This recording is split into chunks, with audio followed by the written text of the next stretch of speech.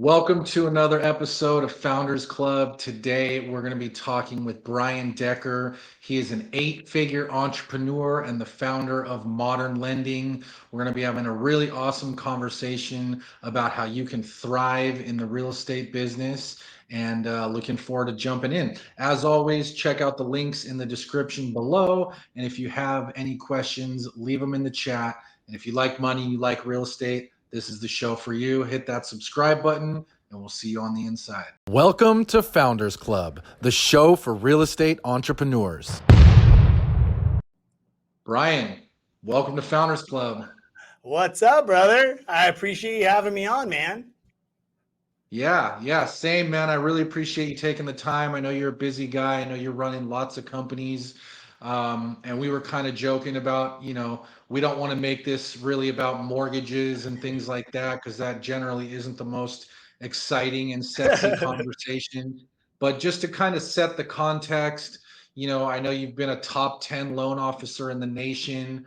But why don't you just give us your quick background on how you built your business, and then we can get into the nitty gritty of how to grow a big successful business in the real estate space and how we can all thrive. Yeah, for sure, man. So, I spent about 21 years in the industry. I mean, I went to school and graduated to become a CPA. And I went in, I got hired by a company called Deloitte and Touche back then. It's Deloitte, the big four accounting firm. And I pulled my accounting manager aside, and I said, well, hey, man, you've been here 20 years, like, how much do you make? You just got a promotion. And he told me, he's like, oh, dude, 20 years, I'm going to make 250 this year. And I went home and quit. And I told my parents, I said, I know I just got hired by one of the most exclusive jobs right out of college you can get, but I quit because I don't want to work my whole life for 20 years of slaving 80 hours a week to hopefully hit $250,000. It's not for me. And so this was back in 2004. Got into the mortgage space, just kind of how everybody starts out. And then really what ended up happening was the mortgage industry kind of collapsed the world in 2008, and everybody kind of got out of the industry. And I just said, you know what? I'm going to actually make this a career, and I'm going to actually find a way to really elevate myself. And so I ended up being fortunate enough to kind of come up with some really cool marketing strategies. And about 2 years later in 2010, I was, named the #1 loan officer in the country that year, and spent a lot of time over the next about 8 years working on the boards and, working at, the loan depots and guaranteed rate and kind of all the accolades you can get within the industry. But I'd always been an entrepreneur at heart. I grew up kind of with nothing, and I kind of really had always wanted to go that entrepreneurial route. So in 2019, I got a call from Matt Ishbia, who's now the owner of the Phoenix Suns and United Wholesale Mortgage, and basically said, why don't you start your own company? So I really started building Modern Lending. We grew that to doing just about under $1 billion a year. And then kind of through that, really have just launched a bunch of other businesses, some with my business partner, Tarek El Moussa, which many of you guys probably know him from Flipper Flop and HTV and all that. And then I've really rolled into AI software and, a bunch of other things at this time. But, that's kind of it in a nutshell. And really, I think what really helped me grow is I was kind of the first loan officer that really built a personal brand. I mean, I was having billboards, on freeways in 2011 and Facebook and YouTube, back when it kind of started out. And it, building that personal brand with, really kind of creates that annuity that allows you to kind of take that audience and really can feed it into any of the kind of other harmonious verticals outside of just your, kind of your main golden goose. Yeah, no, I love that. Couldn't agree more about the personal branding. I definitely want to jump into some of those marketing tactics because I know that's something that's been really successful for you. But also just, uh, obviously it sounds like you made it through the last market downturn in the Great Recession. And right now, there's also a lot of uncertainty in the market. Rates went way up from where they were just a few years ago. And like, how have you kind of pivoted your business to adjust and adapt? Yeah, no, that's a really, really good question. And so the mistake I feel like that most people make in really any industry, and I learned it pretty hard in the 2007, 2008 crash, is we live our best month is our lifestyle. So whatever our best month was, we just let our lifestyle constantly creep up. And then what ends up happening is we basically treat our business like a personal piggy bank, rather than treating the business as a completely separate entity. And so what ends up happening to most people is they end up not having the necessary funds to weather a downturn, to use it to grab market share. And so after learning that in 2009, then what basically happened is I made that decision of I had to figure out a way to stand out from a marketing perspective. And so I think what I personally did was I figured out a way that when you are in mortgage or real estate, you have a tendency a lot of times to be very geographically kind of focused. Like, oh, I'm only going to deal with San Diego County, or I'm only going to go in this area.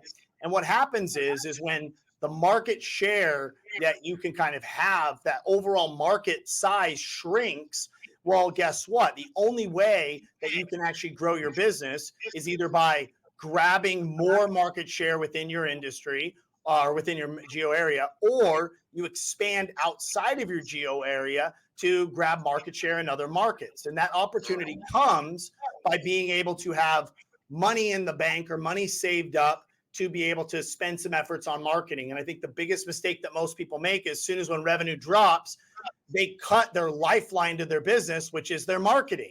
It's like, oh, I'll stop doing it on this, or I'll stop doing it on this. Well, you can control your expenses to a certain degree, but you need marketing dollars to feed your top line number. So what most people do is they go into panic mode and they evaluate all of their expenses and they reduce their expenses, but they're just at trying to go from losing 20 grand a month to maybe losing 8 grand a month. When in the reality, the way we need to be looking at it is, okay, let me cut these unnecessary expenses, keep my fixed cost as low as possible, and only be trying to spend money on revenue generating activities, and to do so where there's opportunities in a market. And so, and I think that is what most people need to understand, because there is always people buying and selling homes. There's always people doing loans. I mean, there's going to be, between 4 and 5 million home sales. So all you have to do is grab a very, very, very small percentage of that to be uber successful. It's not like we're living in an industry where people went from buying 7 million homes a year to 300,000 homes a year. Yes, it's a drop, but all you have to do is expand your piece of the pie while everybody else is panicking, and figure out the best ways to actually generate revenue in opportunities that still make sense for the end user or the buyer. I love that. I love that as just a way of looking at it in terms of, when the market dips, that's really the time to expand your market share. That's the time to double down on your prospecting, on your marketing efforts. And some of those can be paid, some of those can be free. There's lots of different ways to market your business, but just looking at how can I expand, how can I gain market share during a downshift, I think is a great way to look at it. And I think what most people don't realize is that during these downshifts, a lot of, the transaction volume goes down, but also the number of agents and loan officers in the business also goes down. So in terms of like, it's all relative. And to your point, people are still buying and selling houses every single day. So I love that as just kind of a framework of how to look at it. Yeah. Um, so let's talk about maybe a little bit on like tactically how to do that in terms of like the marketing stuff and how they can go about expanding their market share. Yeah. So here's the amazing part about it. And so what I feel like happens a lot of times in the world, like technology completely disrupts industries. But what happens is, so my brother is one of the top AI and machine learning developers in the world. I was very blessed. And so he's been an incredible resource for me. He lives over in Europe. And so I've been able to pick his brain for years and years, which has kind of allowed me to always kind of stay ahead of the curve. And what happens is, so people can kind of understand this, is I want you to kind of think of a waterfall. And so, and imagine you have, a big bowl on the bottom, a little smaller bowl on top of that, all the way up to the top where you get like the tiny cup at the top. Well, what ends up happening is if I have a pitcher of water and I start filling up the tiny cup at the top, once that tiny cup fills up, it goes to the next cup, the next cup, the next cup. Well, I want you to imagine that water is technological innovation. And I want you to imagine the top cup is in the technology industry. The second cup is the medical industry. The third cup is the financial industry. The fourth cup is the real estate industry. And the fifth cup is the construction industry. So what ends up happening is most people in the real estate world, they wait for products to be introduced into their industry that are industry specific to them. Well, what's happening is the innovation has already occurred and the technology sector's got it, the medical sector's got it, the financial sector's got it, and it finally makes its way down to the real estate world. And so what I've always tried to do is to really stay on top of what new technology is coming out within the technology sector, because then that will allow me to get ahead of the market by 2 or 3 or 4 years before it funnels its way down into the real estate sector. And so this has really allowed me to get really into AI and a lot of the machine learning tactics and a lot of the social media tactics. So I'll give you a couple real tactical insights. So first, I'm gonna talk about some of the social media stuff, and then it's gonna layer into some of the use cases of how I'm using AI in marketing to really generate a lot of business without a lot of dollar spent. So Love it. Coming from a pure brand perspective, here is what 99.9% of entrepreneurs in general, whether you're in real estate, mortgage, title, and other industries, they build a social media account. But what they really use that account for is basically sales funnel. Thereof, they typically have the only thing that they're educating homeowners on or educating their audience on are things that they can have a financial interest from it. Hey, check out this home at 123 Main Street. Hey, I can give you a CMA. Hey, check out this down payment assistance program. Well, here's the reality of it. The average person in America is buying a house once every 4 to 6 years. So they only really need you or want you or care about the content you're producing when they're in the season of buying a house. And so what happens is, most loan officers or real estate agents that create nothing but a lot of real estate or mortgage content, and the people that engage with their content the most and view it the most are other realtors or other loan officers, which is not who you want to go with.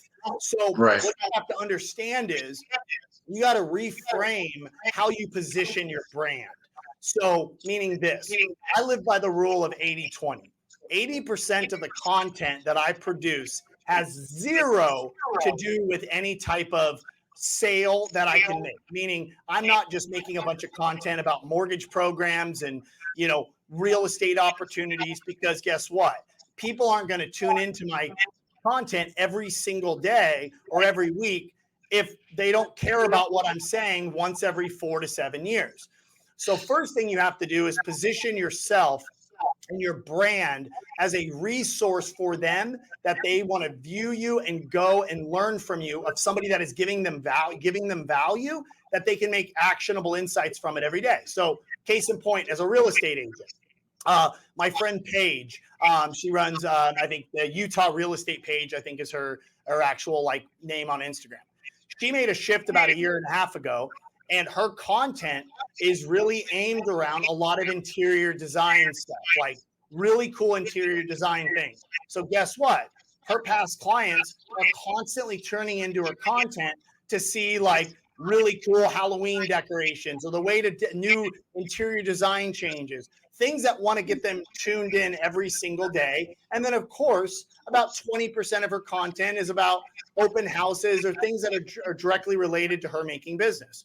And in myself, in the loan space, when I started making content first, I made a bunch of mortgage content, and nobody but loan officers in my family watched my content. That's just the reality of it. And then what I said is I shifted and I said, well, who do I follow? Who do I like to consume content from on a daily basis? And then I looked at what they were teaching, and they were actionable insights that I could use in my regular life outside of the need for me wanting to purchase their service or whatever they did. I mean, you look at Ed Milet. Ed Milet he produces great entrepreneurial content, great motivational content, but he makes all of his money in life insurance. That's Right. what. How often does he talk about life insurance? Never. Never. But guess what? You better believe if you need life insurance, you're probably going to trust Ed Milet because he's given you so much valuable insight over the years. You're like, dude, this guy's a really smart guy. I bet he's also really good at life insurance. And so when it comes from a perspective of the way you need to be putting your content out there, you need to be shifting it away from just all about you. It's not about you. It's about what value can you give your audience on a regular basis that can make an impact in 60 or 90 seconds to change something that they can change in their life to have a more positive impact or more educational. And so once you understand that shift, you create your brand around that, and you consistently do that, what you're going to be doing is you're going to be staying top of mind, and you can break out of your geography area. And you would know as well as I do in real estate, if somebody has a deal and they want to buy a house in Texas and you're not licensed in Texas, great. There's a referral fee you're going to make, right? There's this you're going to make. And so that is the beautiful part about social media. And once you understand that concept, and what people are like, well, I don't know what to produce content about. I tell everybody it's very simple. Text your 5 best friends and say, hey, outside of real estate, like buying and selling homes, or outside of doing your loan, when would I be one of your first people that you would make a phone call for on advice? And what would that topic be? That's what I did. And my buddies wrote back like, dude, you know everything there is to know about stocks, investing, crypto, scaling a business, all these things. And I was like, really? Like, I guess. Okay, cool. Like, and so I started creating a bunch of content like that. And my content channels went from 500 to close to 500,000 now in a span of 3 or 4 years. And guess what? My business also grew because of that impact I was making by building that annuity of an audience. Does that kind of make sense? Yeah, no, I love that. That's something that I think we talk about as well all the time is if all you're talking about is real estate, you become stale. To your point, people are only moving every, 3 to 5 to 7 years. So they're tuning out that content when they're not paying attention to it. And I love the little nugget you gave about texting your 5 best friends to ask them, like, what would you reach out to me for? Because that gives you an easy framework of things that you can create content about. Hey there, I just have a quick favor to ask. If you're getting value from Founders Club and you're watching on YouTube, just give us a like, hit that subscribe button. If you're listening on iTunes, leave us a 5-star review. These things are free to do, and it really helps the channel, and it also helps us be able to bring better guests for you in the future. Now back to the episode. And I also love the example of kind of like the realtor that you mentioned, Paige, who shifted to doing interior design type content. I mean, there's a million things that you could do that are a lot more interesting than just look at my open house and look at this closing and look at this testimonial type things. Yep. And I think a lot of it too with people is you forget you got 3 seconds to catch somebody's attention, right? And so what's funny is the way social media has been shifting is from everybody doing talking head videos to now what some of my best performing reels are text on screen with B-roll in the background that loop over and over again, because people are so tired of seeing talking images, talking head videos. They would rather just see an interesting B-roll in the background and read some actionable insights on a screen that they can just look while they're scrolling at work. And so a lot of it you have to really be able to kind of think about doing is you have 3 seconds to get their attention. And I see it so often, and I joke around. Actually, when I was doing a keynote with Tony Robbins about 4 or 5 months ago, I used this example, so I'll explain it here because it kind of resonated well, in their regards as well. And where that kind of comes down to is I've watched, thousands of realtor videos, and they make an open house video like this. And it's something like, hey guys, you got to check out my new open house at 123 Main Street. It's an unbelievable home, in Harveston, Temecula. It's an unbelievable property. Let's go look inside. Let me tell you. Or they'll say, hi, I'm Brian Decker. I want you to check out my open house at 123 Main Street. Okay, first off, nobody cares who you are. They'll see your username if they do. And number 2 is, you're not even getting a chance to show them that open house because they've lost interest because you haven't given them anything of value in the first 3 seconds. So how you change that is either by making people laugh, making people angry, or making people question themselves. Those are the only three things that are people do. So for an example, I would basically, if I was doing that open house video, and if it was you, I'd say, hey, I bet you guys can't afford this house. They're going to be like, what? I mean, I can't afford this house. Hey, I know that house has gotten a lot more expensive, but this one's actually reasonably priced. Let's go take a look at it. You're going to watch that video, right? Yeah. And so what you have to be able to do is be yourself and be authentic with it. And then the second part of going in with that is the leveraging the power of AI. And what I mean by that is I've kind of coined the term your digital twin. So when it comes to marketing, what people need to understand from a consumer's perspective, they want personalization. They don't want cookie cutter, repeat, copy thing. Well, that's fantastic, but personalization means time. However, we as business owners, we want to make better use of our time, scale our businesses, and do it with less capital. So how do you take personalization and scale and combine it together? And that's where you can get something called your digital twin. And so this is kind of the concept that I basically coined. So I'll give you a case in point. So there's many different softwares out there now, whether that's a company called Tavis or Synthesia. There's a bunch of different AI software out there where you can make a digital clone of yourself, and they are very, very, very accurate. And so what you basically do is you read a couple minutes of a script and it makes a version of you. And then what you can actually do is let's say, for an example, I create a video and it's about a new program that's going out. Let's use the Hoper program, for example. The new program coming out, backed by the FHA. It's called the Hoper program. And what that basically does is if a home buyer using FHA financing is willing to do 6 to 8 hours of education prior to closing, they can earn $13,000 that they don't have to pay back and do all these other things. It's a super cool program that just came out. Well, as part of that, let's say I do a video on that, and the call to action in that video is, hey, if you guys want information about this, just comment the word hope below and I'll send you some information. Well, when they comment hope below, I use ManyChat, which many people use, which they simply make a comment below. It triggers a DM. But in that DM, I don't just send them a link. What I do is I will say, hey, by the way, are you looking to buy a home in these states? I'll kind of pre-qualify it with some AI questions that ManyChat has. Then at the end of gathering that information, I basically make sure and say, hey, by the way, I'm going to send you a video explaining this program to you. Just do me a favor and let me know what number you want me to text it to. They enter their mobile phone number in the text message. And then what I've built out using Tavis is what happens is as soon as they enter in that phone number, I've collected all of that in ManyChat. So I have their first name, their last name, their phone number, the state at which they're looking to buy. I push that lead over to Tavis. Tavis, in about 30 seconds, creates a custom video that says, hey, Oliver, it was a pleasure chatting with you on Instagram. I know you're looking to buy a property in California. Check out my Hoper video. I just wanted to make this real quick for you. Check it out. And so that's all AI.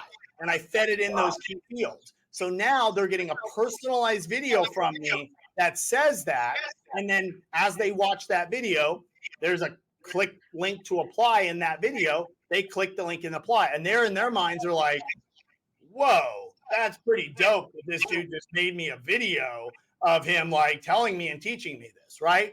And so what I've done is I've taken the personalization and I've taken the scalability that AI delivers, and then I've partnered it with a very valuable hook and program, and I've used it as a lead generation tool.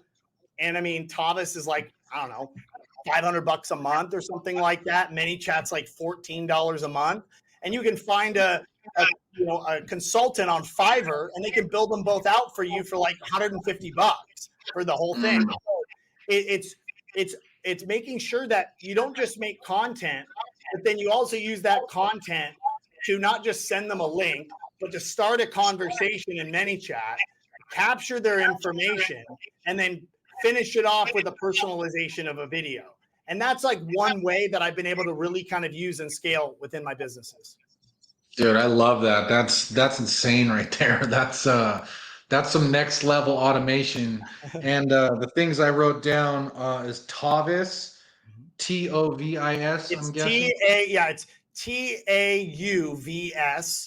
and then it's TAUVS.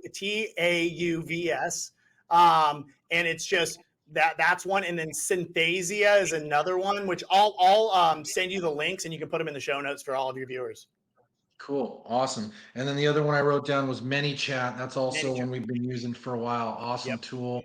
That allows you to kind of automate your social media follow up. If someone leaves a comment, they can get the DMs going and kind of filter leads from there. But wow, that's awesome right there. Yeah.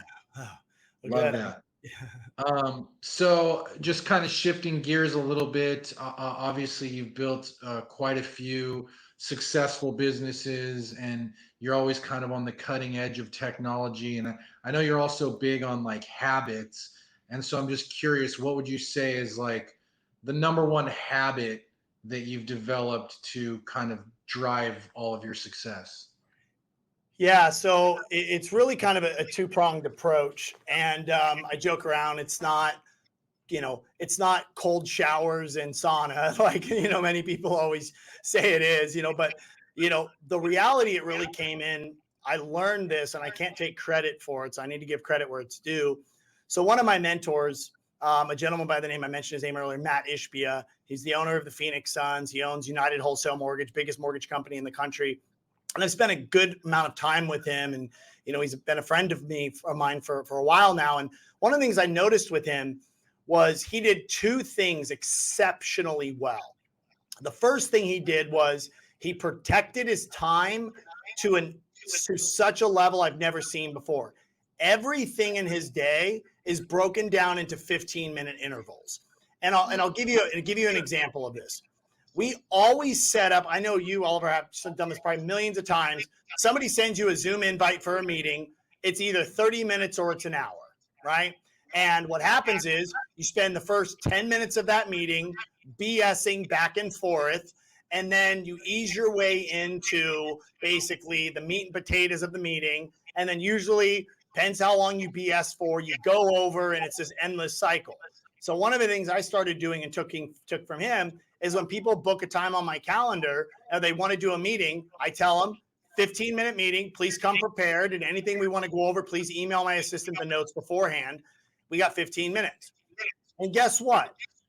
All those 30-minute meetings without anything being left out started becoming 10 to 12-minute meetings all over and over and over again. And the hour meeting, they even made it to a 30-minute meeting or less. And so what I started doing was I looked at everything in my day as in a 15-minute interval. And by doing that, I knew, okay, hey, I'm going to give myself a mental break for a second. I need to go chat with my coworker about X, Y, and Z. Okay, cool. I got 10 minutes to be able to do that and come back. And I just really organized my time like that. And why I did that was I started making the promise to my family, because I was getting home 7:45, and I leave at 4:30 to go to the gym in the morning. And my kids started getting, to the age where they were going to remember, and I wanted to spend time with them. So I was like, hey, I got to be out of the office by 6, and I can't get up any earlier than 4:30, so I need at least some sleep. So that gives me a 6:30 to a 5:30 window of working time. Well, okay, I have 14 hours of work. How do I get it into an 11-hour day with running 3 different companies? And so I first did was I started doing everything in a 15-minute interval. The second thing I started really doing is I forced myself to view everything I was doing in a day, and I literally wrote it down. And I said, okay, is this a skill or is this a task? If it's a skill, it belongs in my bucket. If it's a task, I need to delegate it. And so I found, for example, just me going through my emails on a constant basis was taking me like an hour and 30 minutes a day of just sorting my emails. So I changed my emails, and now I hired when I couldn't initially afford it, I hired a virtual assistant. She was in my emails, and everything that I needed to view, she would drop in what was called Brian Rocks, like things I had to do that day. Then she created another folder, Brian to see.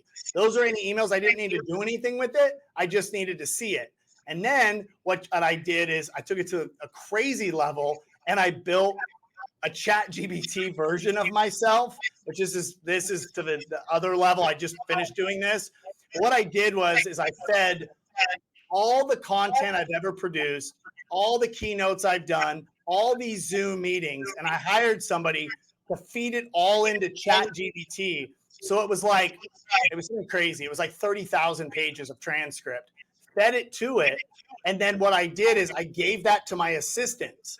So my two assistants, Beto and Jessica, they now, when questions come in, they can ask ChatGPT Brian and he'll answer it. And like if it's basic questions, they're responding as me.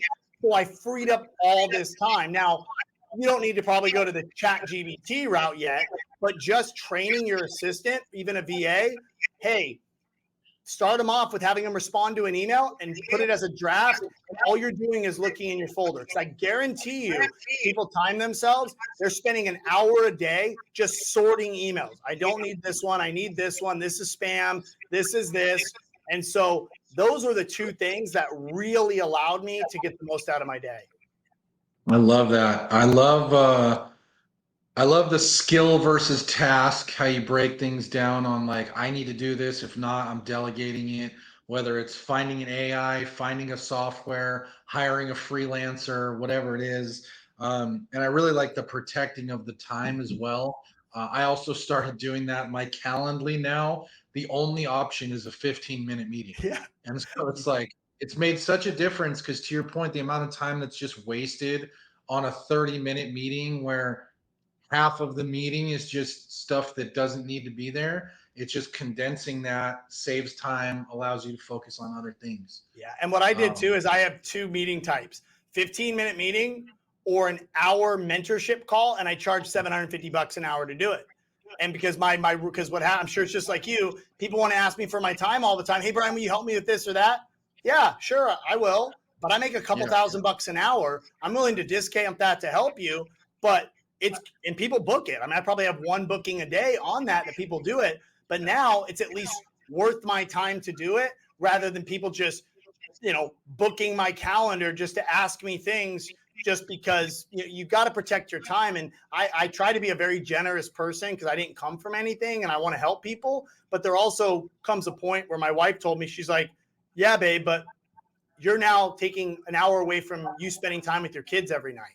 Like, so what, like, if that's fine, if you come home and you're like an hour late, at least make sure you got paid for it because, I'm sure that they're not going to be willing to not go to pick up their kids from school to, help you out with something. And if they are, then, they're going to be, it must be a pretty big deal for them to tell you that. So they'll probably either can fit it in 15 minutes or they'll buy your time for an hour. And it's a great move. I love that. Yeah. And I also love what you did with your email box because I do think that's another huge time waster. Obviously, another cool tool just to mention for those that don't want or can't afford to get the virtual assistant is it's called Sane Later. Yeah. It's basically an AI for your inbox. When you first upload it, it'll go through your entire history of every email you've ever sent, responded to, and then it basically will put everything that's not important into the Sane Later box. And then you can kind of flick through that every couple of days just to make sure there's nothing in there, but then only the more important stuff gets through. So yeah, just so cool. AI is so tip. cool. And what's crazy is I was talking to my brother about AI, and this just be good for viewers to hear this, and it kind of puts things into perspective. So to give you guys an idea, when ChatGPT first came out, which was like November of 2020-ish, right around that time, ChatGPT had about an IQ of about 50, but in everything. Okay. So to give you an idea with IQ, like Albert Einstein, Stephen Hawking, they were 160 to 170. I think the highest IQ ever measured for a woman was Maurice Curie, which is like a 190. And there's a couple other people that are into the 200s. But the average human being is somewhere between 90 and 100-ish. And so now here we are when ChatGPT 4 came out, It had an IQ just a year and a half later of 110 in everything. Okay. So that means it basically almost tripled its intelligence in a matter of 18 months. Well, because the way AI and machine learning works, it's an exponential growth. So it's not, if it added one IQ point every day, well, now it's adding 1.6 IQ, then 1.8 IQ. It builds on itself exponentially. So I was talking to my brother in the space, and he said by the end of 2025, it'll be about a 300 IQ and everything. And in about 5 years from now, it'll be about 1,000 IQ and everything. So I want you guys to, when you're thinking about your business, and I want you guys, and this is why it's so important to build a brand and to do and be focused on an industry that is built on relationships and based on a skill set and that AI won't be able to mimic because of this. Think about this. We know that Amazon right now has been hiring, or in essence building, about 4 robots for every person that it used to hire. Okay, but that robot can do the work of about 5 different people. So that means right now Amazon, when they would be normally hiring 20 humans, they're hiring 1 human and 4 robots. Okay, and it's getting more and more that way. So what you have to understand is you got to look at your business and say, okay, if ChatGPT has an IQ of 400 in a year and a half from now, I could ask it and say, hey, please evaluate everything in the roofing industry. Create me a business plan that you think will be able to disrupt the industry that none of my competitors are doing. Create me a website, create me a marketing plan, and give me a hiring plan and who I need to hire to be able to do that. And it will be able to do that. It'll be able to do that in no time at all. So what's going to be happening in our world is the days of people being a task monkey, as I like to call them, and I don't mean that in a derogatory way, but they just are task. There's not a level of skill involved in what they can do. They are going to be replaced by AI.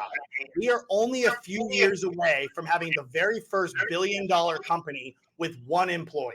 It will happen. And so what you have to ask yourself, the world as we know it today is going to be very different in 6 years from now. So when you look at that, when it comes to your investing, you want to be investing in things that are going to be growing exponentially with technology. Why do you think NVIDIA is trading at such a crazy multiple? Why do you think Tesla's trading at such a crazy multiple? All of these things that are leading into what's called the exponential age are going to be crushing it on profit margins, whereas the average person that is running a business with a bunch of clerks that are taking orders that can be done by a kiosk machine, those employees are going to be replaced. And so people have to understand, you don't want to be your grandfather that thought computers were never going to take on, so he never learned computers. My grandfather, bless his heart, he's almost 90 years old now. He worked at a company, a paper mill company, and in about late 1970s, early 1980s, they put out something that says, hey, we need to learn how to use this computer. And he was in his 40s at the time, and he volunteered to learn how to use the computer. Well, fast forward 15 years later, he was the CFO of the company because he adopted technology when everybody else shunned it away. So I'm not saying that we all need to be machine learning and AI experts, but you have to understand what machine learning and AI is going to do, the efficiencies it's going to drive, and figure out how to build a moat around your business, because that truly is going to be the only way that you're going to have a long-lasting career in whatever you're doing. And if you're in an industry hearing this and you know that AI could disrupt it, have your run with it, but I would start to figure out a way how to leverage some of this efficiencies and technology, because don't feel bad for people that are going to lose their jobs, because just as many jobs that are going to be lost, there's going to be just as many people that are going to be making their salary and more who adopt this technology. We don't live in Right. socialism. We live in capitalism. Don't feel sorry for somebody. Give them the tools and point them in the right direction to be able to serve themselves. And that's what people really need to understand. Yeah, I love that. Yeah, there was a lot there for sure because I do think that, a lot of people fear AI and they have the Terminator scenario Yeah. in one side, and then there's the other people that have the utopia scenario. And I'm sure it's probably going to be somewhere in the middle. And I agree that, the people that adopt it the fastest. And one thing I hear a lot from the AI circles is um, AI won't replace people. It's the people using AI that will replace people. And I Yes. think that's the important takeaway is that, Very well to your said. point, the quicker you can learn it, and just start with ChatGPT, right? Start with just using it. I mean, I'm using it every day now, and then branch out from there. Do you have any, while we're on the AI topic, do you have any tools that you recommend in terms of just things that have made your life easier, business better, things like that? Pardon the quick interruption, but if you're looking for a little extra help growing your real estate business, make sure you hit the link in the description below to book a one on one consulting session where I will personally help you take your real estate business to the next level. Over the last 15 years, I've grown a brokerage to over 1,000 agents in multiple states, consistently doing over 4 billion a year in sales, and we've been on the Inc. 500 5 times. I would love to personally help you reach your business goals and have the best year you've ever had. Book your session today, and now back to the podcast. Yeah. So one of the things that I know is probably the greatest thing I've really ever done. And I know before people are like, well, this sounds complex. I'm going to break it down very, very simple for you.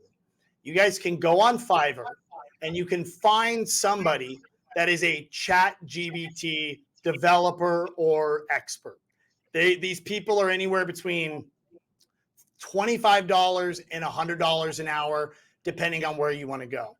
And if you're somebody that has made a lot of video content, has a lot of emails back and forth with your clients, just has a lot of Zoom recordings of your things, just all of those things out there. And if you haven't, start recording conversations with your clients, over Zoom. Start doing these things.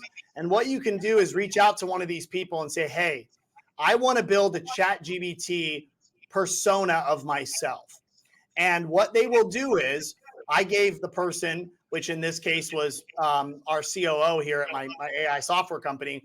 And what he did is I gave him access to all my Zoom recordings. I gave him access to all my email inbox, all of my content, all of my keynotes, all of the trainings for our loan officers and everything else. And he went in and it took him probably about 20 hours, but he went in and got all those transcripts, organized them, and fed it into ChatGPT to build my brain inside of ChatGPT. And then what happens is now I have a ChatGPT version of myself that has all of my knowledge. So rather than everybody asking me questions all the time, they all have the ChatGPT on their computer and they could just ask it a question, just like they would ask me. And then what happens is about once a week, I go in there and I ask it questions that I know the answers to that are a little complex, and I teach it. I just say, no, please respond as this. It's not a lot of time invested. You will be blown away at the efficiencies of a time. I mean, Oliver, think about it. On all the emails you get, if you could literally clone yourself that was 80 to 90% as good as you for all the people that ask you questions. And here's the best part. If I had to pay for it, it would have probably been in total $1,000, maybe Yeah. $1,000. And now I client, love that. you can take it and put it as a chat widget on your website. You can take it and have it be your responder to your ManyChat. You can give it to all your employees. You can build it to train people. There's so many use cases of it, and don't be afraid of it. Like it's an unbelievable efficiency solution. And I can tell you from somebody whose brother is on the forefront of it. Yes, we've all watched the movie I, Robot. We've all watched these things. Okay. But what you have to understand, and I'm not saying that could never happen, But what we have to talk about here is we are using technology to provide a better experience for our customers, for our employees, and to spend a little bit more time with our families. It's a win-win-win all the way around. It's not being lazy. It literally is providing them a better answer, because ChatGPT gives them better answers sometimes than I would have given them, because sometimes we have better days than other days, you know? Yeah, yeah, most definitely. And I love the training chat GPT thing. It's actually really not complicated at all. So for the people that are not techies out there, you can watch a YouTube video, you can find people on Fiverr and just figure out something that takes you a good amount of time. Because I did the similar thing when I prepare for these podcasts. It was taking me sometimes an hour or two to like get all the questions together, research the guests, this and that. And I basically went in and I did the same thing. I fed ChatGPT transcripts of every episode, and I created a little Founders Club GPT that now all I have to do is I type in the guest's name, I type in the topic, and I type in the industry, and it automatically creates a list of 25 questions. It automatically creates a YouTube description. It automatically creates 5 versions of a YouTube title. And so it just takes all that and just saves so much time just off of a little bit of training and a little bit of work up front. Yeah. And what's so crazy is it's funny. You're a very successful entrepreneur. I've had the chance to get to know very, very successful entrepreneurs, and every single one of them is doing exactly what you and I are doing. They are embracing this for an efficiency standpoint. They are not looking at it to say, hey, how do I fire all my employees? What they are doing is, how can I provide quicker, better experience for my customers and my employees? Yeah. And Yeah. that's what they want to be able to do. And so you have to view it in that way and not be like, oh, I don't trust this. It's going to take my information. Here's the news flash. Every piece of information that's on the internet is public information. Every video you post, every picture you post, it's all out there publicly. So like, you're not going to tell it something that it already can't find. So like, you might as well use it to make it your life a little easier. Yeah, yeah, for sure. Totally agree. And if you don't believe us, just go skip trace yourself and you'll see Yeah, everything that's yeah, already out there. yeah, um, no kidding. yeah. So, shifting gears a little bit, you just mentioned, and I know this is a big part of, what you're all about, especially these days, is the investing side of things. I know you're big on like building for the future and things like that. And you mentioned finding things that, can plug into these exponential technologies, the AIs, the cryptos, things like that. So how are you looking at investing now? Let's assume that, our listeners, they're successful, they're hustling, they're making money, and now what should they be doing with that extra that they've got? Yeah, great question. And so I'm gonna explain this pretty simply so everybody can understand. So the way I want you to view, most people have the old view of the way the economy works. So we've all heard that the way you have an economy is you kind of have like a ramp up period, then we have this crazy expansionary period, then we have a slowdown period, and then we have our recession. And what we always taught in school was, and because this is the way it worked from, the 1800s up until 2008, was you had about 6 months of a year ramp up. We had a 10-year boom in the stock market or real estate market. Then it slows down. And then we go through like a year to 2 years where it's just a crazy, crappy recession. And we've all known, and it's a testament today where people can't wrap their brain around why the real estate market hasn't crashed, why this hasn't crashed, why all these things haven't happened, why is the stock market still going up? And the reason for all of this is the framework we had been taught in school on the way to evaluate an investment was basically buy real estate when you're in a recession and then basically sell your real estate at the peak of the expansionary period, and just do it over again. Buy stocks when they're down, when there's blood in the streets, sell stocks when you're in an expansionary period. And that's the way people have invested. But everybody got thrown a curveball where they're like, shoot, the real estate market's been going strong for 14 years. Hey, the stock market's been on a run for all this period of time. And the reason for that is everything changed. All the cycles changed when one thing happened. And I'll make this valid for a point that everybody can understand. So let's say you, Oliver, 10 years ago, you're $5,000 in credit card debt. And let's say your credit card debt interest rates went from 10% to 20%. Well, yeah, you may not like your payment went up $100 a month, but it's not going to affect your overall well-being of your family's health with just being $5,000 into debt. Well, now imagine you're $200,000 into debt, and now your interest rates on those credit cards doubled.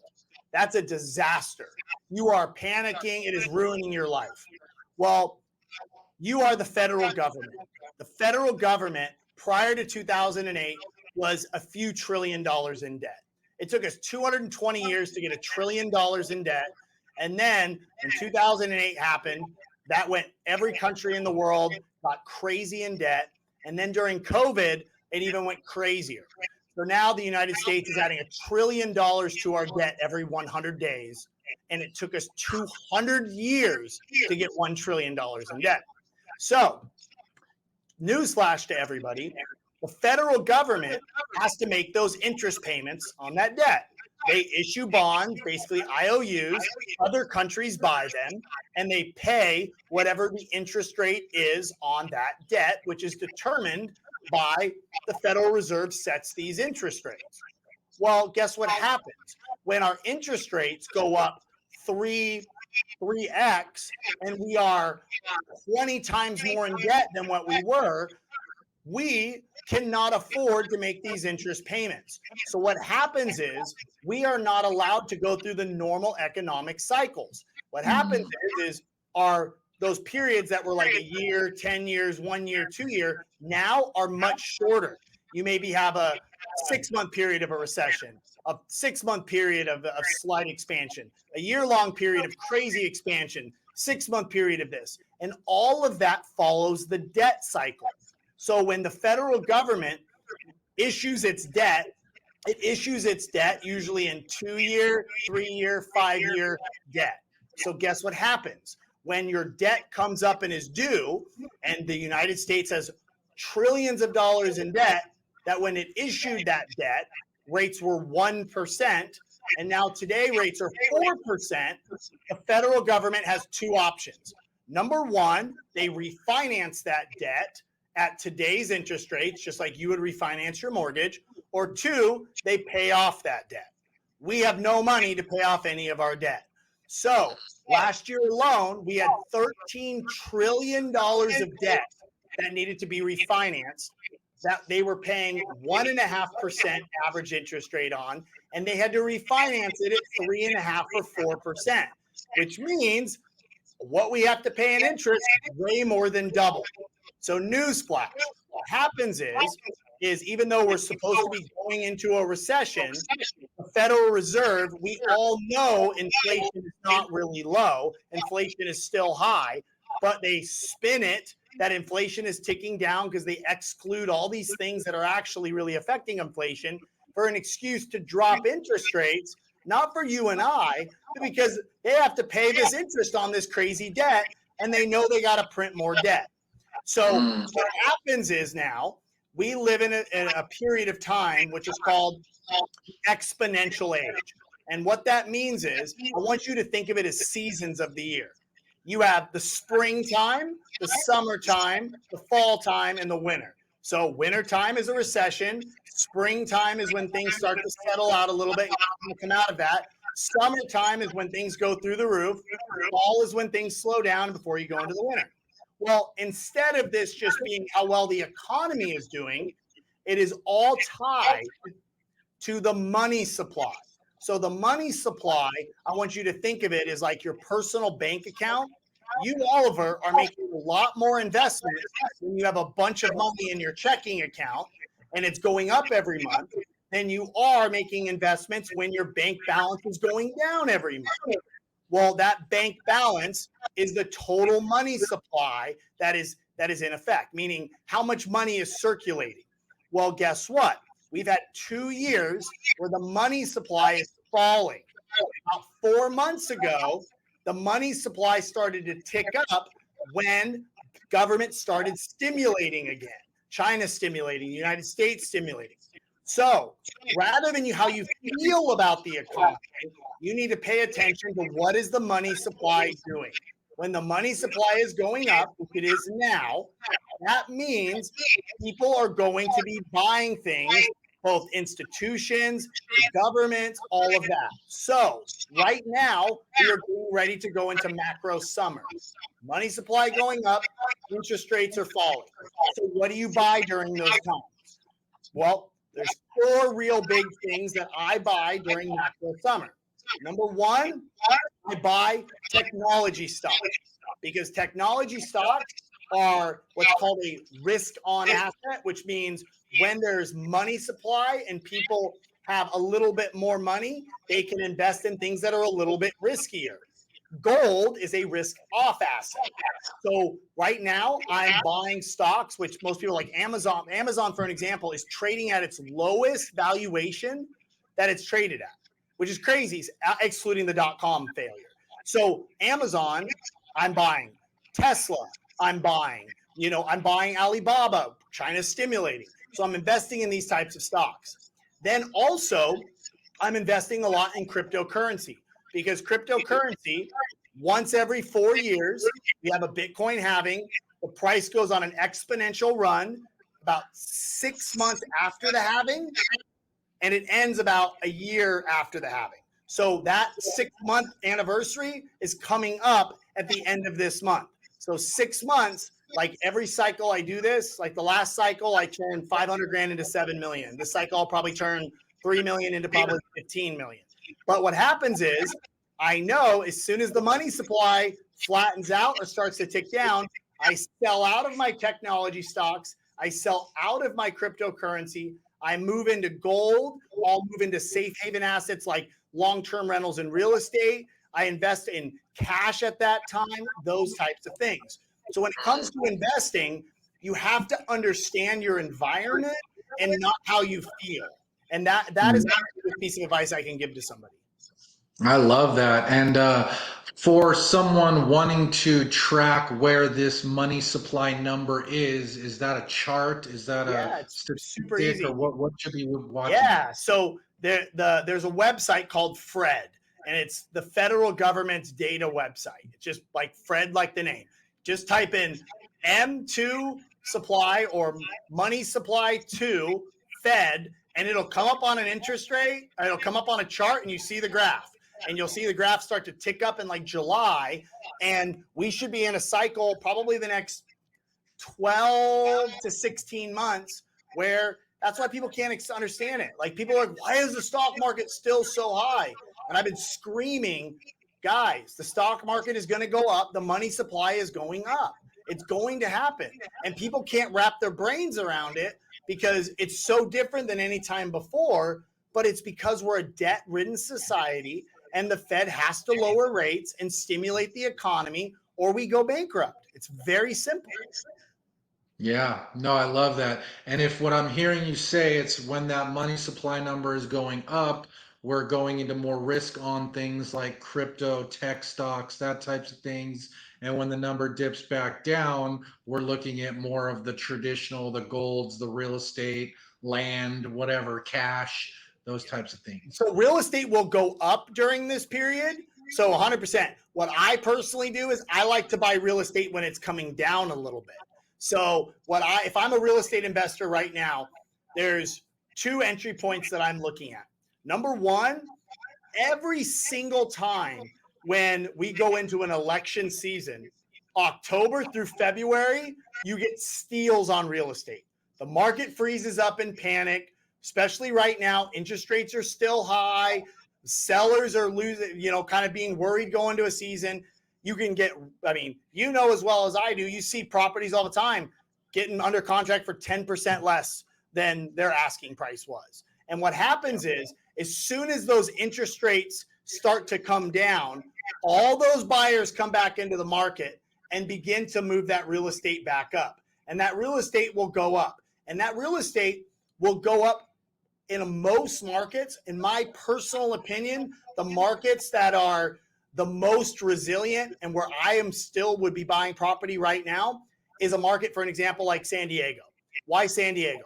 They have no new construction and they have very low shadow inventory of Airbnbs. So we all know people that loaded up on Airbnbs in 2020 and 2021. Airbnb tourism is way down. Hotels are actually starting to come back up because people are kind of realizing I kind of like room service and all these other things that come with it. So markets that have very low new construction means there is no forced supply on the market. We just have to wait for sellers to sell their houses, and nobody knows when that market is. And San Diego is not a market that saw an insane Airbnb like bust, like, for example, Lake Havasu did, or Nashville did, or Phoenix did. And so a market like San Diego is landlocked.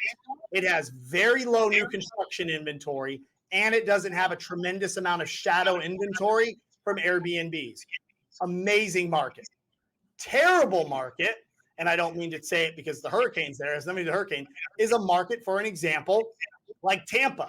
Tampa, insane levels of new construction, insane levels of Airbnb, and on top of all of that, they also, too, there's so many other areas in Florida that are undeveloped that can still have a massive amount of supply.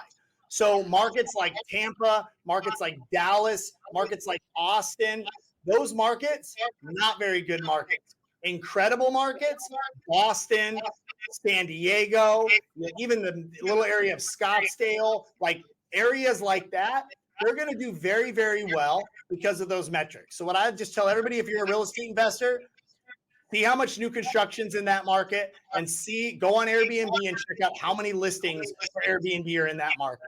Even if that's the only two things you looked at, you're going to make a better investing guess than probably 90% of real estate investors. Yeah, I love that. Simple. I like keeping things simple. Yeah. Right on, man. Well, I certainly appreciate all the insights. There's been a ton of good stuff on this episode. For those that want to learn more, want to connect with you deeper, how can they do that? Yeah, for sure. So you guys can follow me on Instagram. It's just the Brian Decker with an I. And for a lot of you guys that are like, dude, I really want to learn this investing stuff. So I worked with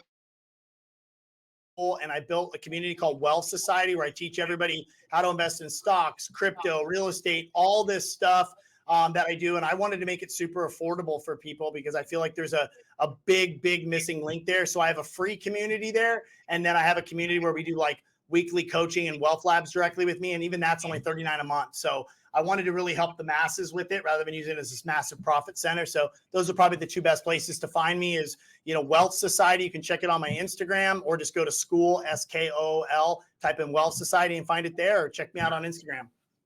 Love it. Yeah, that's huge.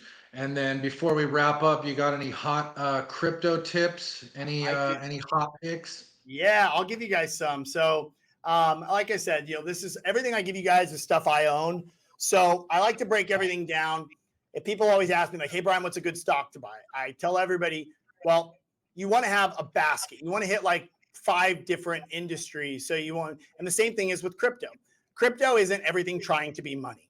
People now, when they launch a crypto company, it's a normal company, just rather than going publicly traded and spending $100 million in 4 years to go public, they can actually do it through a different corporate structure and go right and access the public markets right away.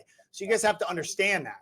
So within the crypto sector, what I like to tell people, if I was going to buy 5 projects that gave you a diversified thing, I would obviously always have Bitcoin. Then what I would obviously buy after that would be Solana. Then after that, I would check out a protocol called SUI, which is SUI. You can research on it or you can follow me on that. Then I know it sounds crazy, but meme coins, they are sports betting. So more people invest in sports betting every year than they do in the stock market.